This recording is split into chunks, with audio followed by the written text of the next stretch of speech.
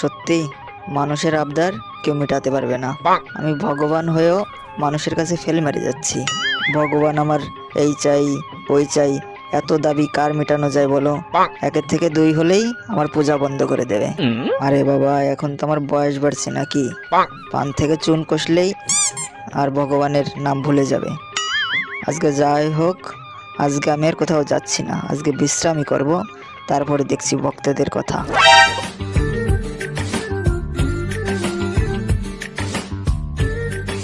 শুনছো গিন্নি, তোমার রান্না হয়েছে? আজকে কিন্তু আমার কোনো কাজই নেই। আজকে ভালো মন্দ তুমি রান্না করবে আর আমি খাবো, খেয়ে ঘুমাবো, এটাই আজকের কাজ, ঠিক আছে? কেন তোমার ভক্তরা আজকে তোমাকে খাবার দেয়নি? তুমি বাড়ি চলে এসছো সকাল সকাল আজকে। আমি কোথায় বাবু, রান্না হয়নি এখনো। আরে গিন্নি, তুমি বুঝতে পারছো না, ভক্তরাও এখন 2 নম্বরই করে আমার সাথে। কি আর বলবো, ভগবানের কাছে ওরা শুধু চাইবে ভগবান আমাকে এই দাও, ভগবান আমাকে চাকরি দাও, ভগবান আমাকে মেয়ে পটিয়ে দাও, ভগবান আমাকে বউ দাও, ভগবান আমাকে একটা গাড়ি কিনে দাও, এটা ওটা শুধু চাই আর চাই। ওদের আশা যেই পূরণ করি আমি, অমনি আমাকে 2 টাকার নকুল দানা খাওয়ায়। বলো গিন্নি, ওই ওই নকুল দানা খেয়ে আমার পেট ভরে? ওই খাওয়া যায় বলো? একদম ঠিক হয়েছে, বাড়িতে না থেকে যাও, শ্মশানে গিয়ে থাকো, যাও। কার কাছে মনের দুঃখ বলি দেখো, বউয়ের কথা শোনাচ্ছে, শ্মশানে থাকা অনেক ভালো। মর্তের মানুষ আমার মতো বউ চাই। আরে বাবা, আমি যে কতটা কষ্টে আছি তা তোদের কি করে বোঝাবো? আবার চাস আমার মতো বউ? এটা কি বউ না সমুদ্রের ঢেউ, এটাই তো বুঝি না আমি। তুমি নিশ্চয়ই আমাকে মনে মনে বকা দিচ্ছ, তাই না? আমি সব বুঝি, বুঝি সবই। না না গিন্নি, তোমাকে কিছু বলতে পারি? তোমাকে কত রেসপেক্ট করি, বাংলায় যাকে বলে সম্মান। হ্যাঁ, জানি জানি, তুমি কতটা ভালো জানো আমি খুব ভালো করেই জানি। সম্মান না ছাই করো। না, আবহাওয়া মনে হচ্ছে ক্রমশ গরম হয়ে যাচ্ছে, যখন তখন ঝগড়া বেঁধে যেতে পারে।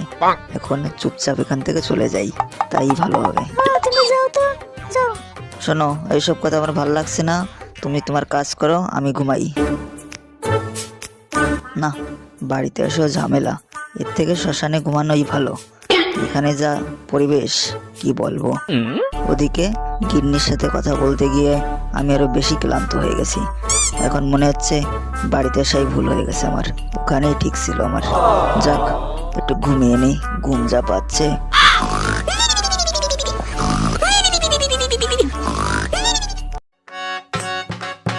হায় কেমন আছো তুমি, কি ভালো আছো? ভগবানকে অন্যরা ডাকলে ডাক শোনে, আর আমি যদি ডাকি তখন ভগবান কানের তুলো দিয়ে থাকে। আজকে আজকে এর একটা বিহিত করতেই হবে।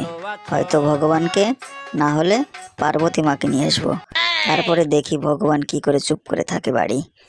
আগে প্রণাম তো করতে হবে গিয়ে।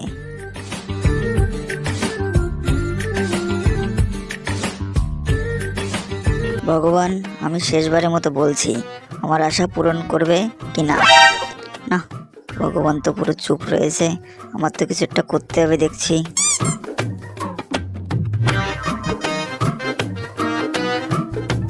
না, অনেক সময় হয়ে গেল, ভগবান তো আমার ডাক শুনছেই না। এখন দেখছি আমার কিছুই করতে হবে, পার্বতী মাকেই নিয়ে যাব। এখান থেকে পার্বতী মাকে যদি নিয়ে যাই তাহলে ঠিক ডাক শুনবে।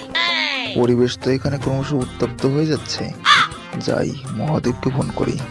হ্যালো,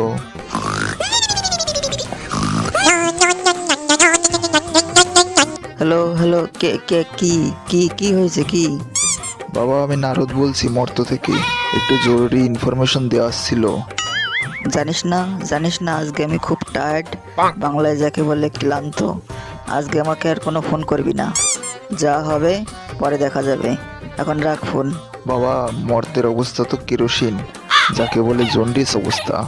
একটা ছেলে পার্বতী মাকে নিয়ে চলে যাচ্ছে, আপনি কিছু করুন, নাহলে কিন্তু অবস্থা ভালো হবে না। কি বললি? পার্বতীকে নিয়ে টানাটানি? এত বড় সাহস কার? কার এত বড় সাহস দিয়েছে? দাঁড়া, আমি আসছি, এখনই আসছি আমি, দাঁড়া। এবার মনে হচ্ছে আশেপাশ থেকে কেউ যেন ফুসফুস করে কথা বলছে। এবার মনে হয় কিছুটা হবে, আশা করি। এবার চুপচাপ চুপচাপ এখানে চুপ করে থাকি, দেখি কি হয়। সেই বুড়ো বয়সে আমাকে দৌড় করাইয়ে ছাড়লো। ভাবলাম আজকে একটু বিশ্রাম করব, তার জোর আছে। এখানের পরিবেশ তেমন একটা ভালো নয়, মানে কেটে পড়াই ভালো। যা হয় পরে দেখা যাবে, কেটে পড়ি আমি, নিজেই বেছে বাপের নাম পরে।